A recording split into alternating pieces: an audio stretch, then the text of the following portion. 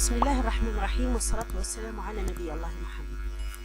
السلام عليكم أخواتي في فيديو جديد من مطبخ ألفة. اليوم إن شاء الله راح نعمل مع بعض صابلي بحلة جديدة. إذا عجبكم الفيديو ادعمونا بلايك وسبسكرايب ليصلكم كل جديد من فيديوهاتنا، وشكرا مسبقا. أولا نأخذ 250 جرام زبدة. أنا عندي هذه العلبة فيها 500 جرام، راح نقسمها على 2 وتكون بحرارة الغرفة. نزيدو نص كاس زيت وكاس ونص سكر جلاسي،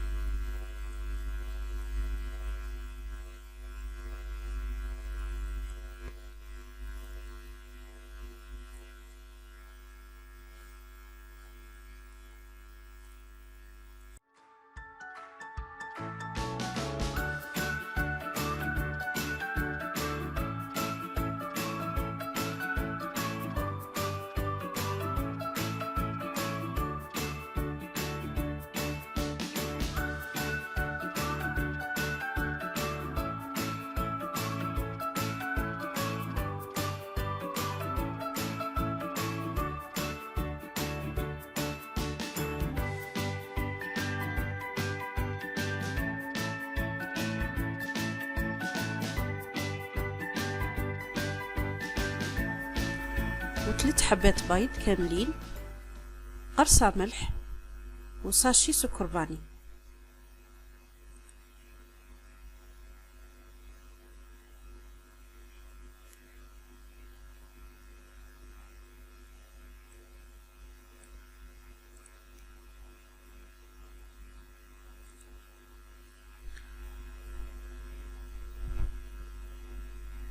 نديرو كاس مايزينا ونجمع نخلط الكل مع بعض.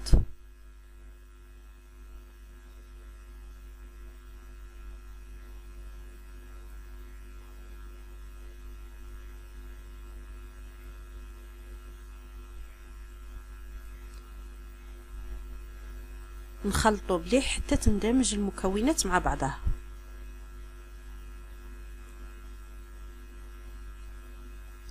هذه هي العجينة كما راكم تشوفوا، عبارة عن كريمة راح نضيف لها الفرينة.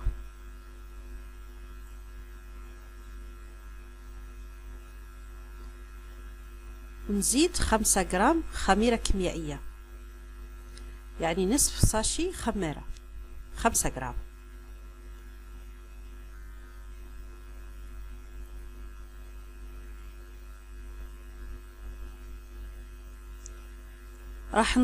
راح نضيف الفرينة ونلمد العجينة، لكن ما نعجنوهاش باش يجي الصابلي مليح.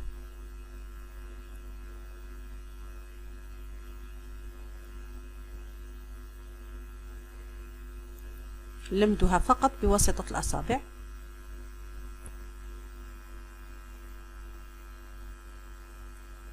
بهذه الطريقة.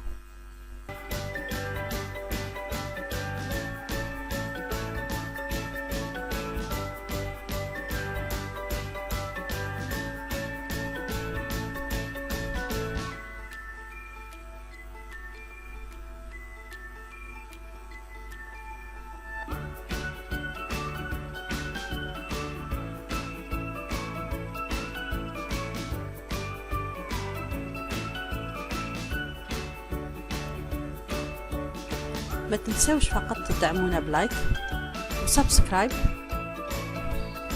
ابوني باش يوصلكم جديد.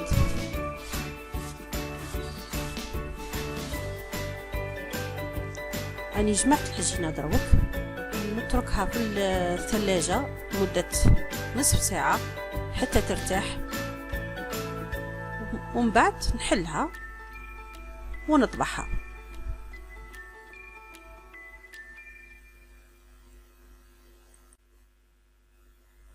شوفوا هنا ماهيش تتلصق في اليد، يعني ما خصهاش فرينة، ما تكترولهاش فرينة باش ما تيبسوهاش.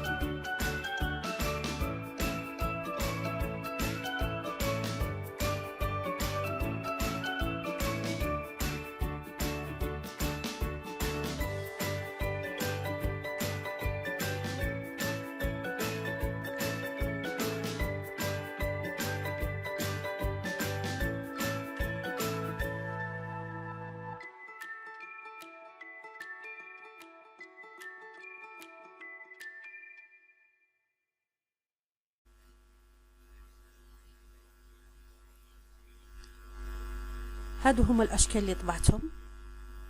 راح نكمل هاد العجنه، نطبع اشكال اخرى وراح نطيبهم ونوريهم لكم. هذه هي الاشكال اللي طيبتها. ما تحمروهمش بزاف من تحت، حاولوا باه تخلوهم هكا على بياض.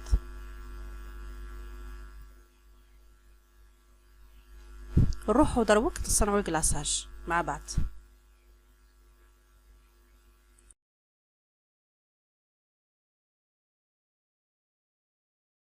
هنا كما راكم تشوفوا جبت بياض، حبه بيض.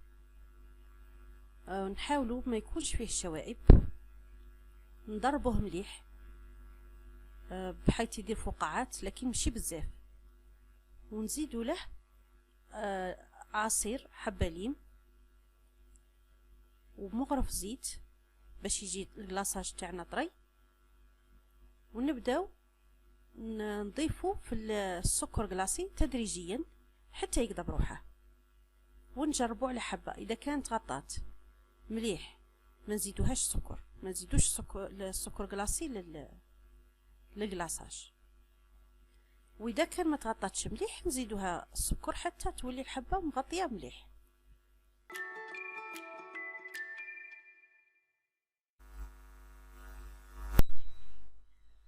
نبداو الان نديرو في الكلاصاج للحبات تاع الصابلي تاعنا.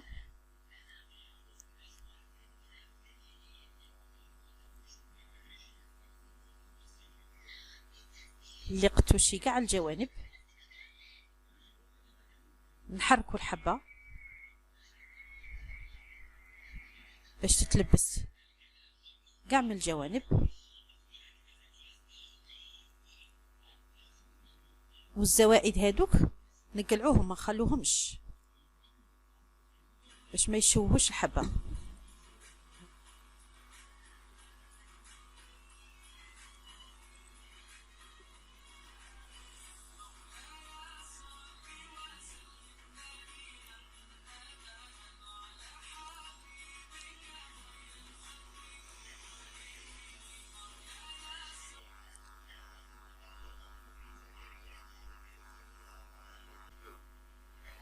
الآن نزينوهم بهذا الورود ومن بعد نزينوهم بالتاتو.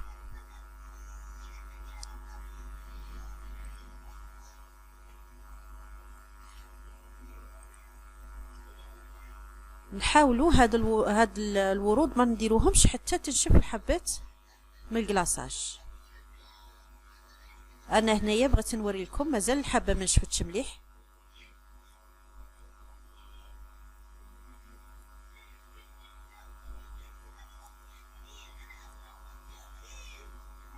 نتوما خلوها حتى تنشف.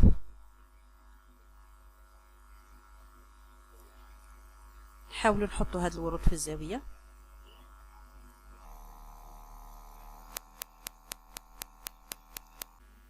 اللي حبت تدير حبه فوق حبه تلصقهم بالكونفيتير وتطليهم من الجوانب ايضا وتزينهم بهذا الشكل.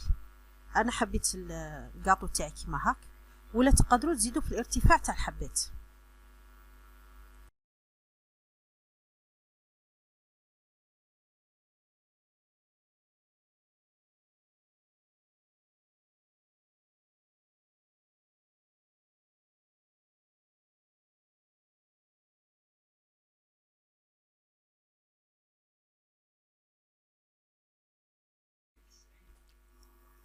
الان راح ندير تاتو.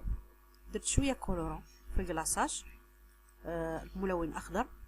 شوفوا هنا الحبه مازال ما نشفتش مليح، فقط باش نوريكم هاد الحبه ومن بعد نصنع الاخرين ونوريهم لكم في نهايه الفيديو.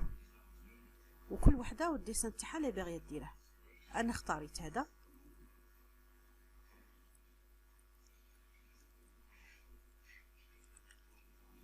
وانتم كل وحده ولا شوا تاعها.